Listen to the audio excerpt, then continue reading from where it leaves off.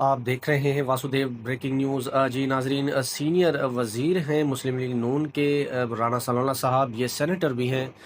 کل حامد میر صاحب کے پروگرام میں انہوں نے ایک شرلی چھوڑی، شرلی چھوڑنے میں وہ ماہر ہیں۔ انہوں نے کہا کہ سہیل آفریدی عمران خان صاحب سے اگر ملاقات کریں گے اور اس کے بعد جو کابینہ وہ بنائیں گے تو وہ کابینہ جو ہے وہ سپریم کورٹ آف پاکستان میں چیلنج ہو جائے گی، اور پھر اس کے بعد حکومت ان کی جاتی رہے گی، کیونکہ سپریم کورٹ آف پاکستان کا ایک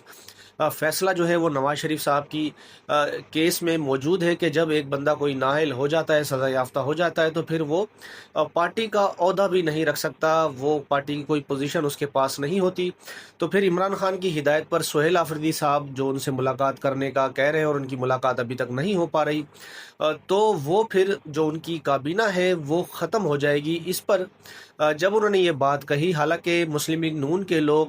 وبانگ دول یہ بات کہتے تھے، زوم میٹنگ میں بھی جاتے تھے، لندن بھی جاتے تھے، نواز شریف صاحب سے احکامات لیتے تھے، کابینہ کی میٹنگز ہوتی تھی لندن میں، اور کہتے تھے کہ سارے فیصلے اس بندے نے کرنے ہیں۔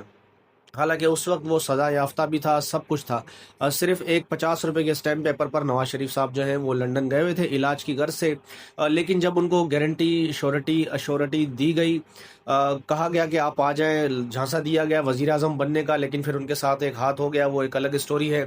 تو خود تو یہ لوگ سب کچھ کرتے تھے، لیکن دوسرے کے لیے وہ کہتے ہیں کہ عدالت میں چیلنج ہوگا اور پھر یہ معاملہ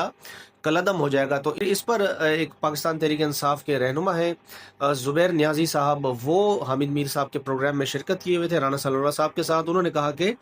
آپ سہیل آفریدی صاحب کی ایک میٹنگ تو کروا دیں عمران خان صاحب سے، اس کے بعد اگر چاہے ہماری حکومت بھی چلے جائے تو ہم حکومت قربان کرنے کے لیے بھی تیار ہیں، کیونکہ عمران خان صاحب کا مائنڈ بالکل کلیئر ہے، وہ حکومت کرنے کے لیے بالکل وہ سیریس نہیں ہے، وہ نہیں چاہتے کہ وہ پہلے ہی اپنی 2 حکومتیں ختم کر کے بیٹھے ہیں، پنجاب کی KPK کی۔ تو اس حکومت کے حوالے سے بھی جنید اکبر صاحب نے یہی ان سے کہا تھا جب ان کی ملاقات ہوئی تھی، یا پیغام پہنچایا تھا کہ بھائی ہمارے 22 بندے جو ہیں وہ دوسری طرف چلیں گے۔ تو اس پر عمران خان نے اللہ کا شکر ادا کیا، کہا کہ چلو ان 22 بندوں سے جان چھوٹ جائے گی، بھلے ہماری حکومت بنے یا نہ بنے۔ تو حکومت کا جو معاملہ ہے وہ ان کو ڈرایا جا رہا ہے کہ بھئی آپ کی حکومت چلی جائے گی تو تحریک انصاف والے عمران خان یا سہیل آفریدی جو موجودہ CM ہیں ان کو بھی پتہ ہے، آج نہیں کل نہیں مہینہ جب بھی جاتی ہے وزارت جائے، لیکن وہ عمران خان صاحب کی وہ بھی ڈٹے ہوئے کہ میں ان کی جب تک ہدایت نہیں لے لیتا، نہ کابینہ تشکیل ہوگی، نہ ہی کوئی وفاق کے ساتھ مل کر بیٹھوں گا، نہ ہی ان کے ساتھ کوئی بات کروں گا۔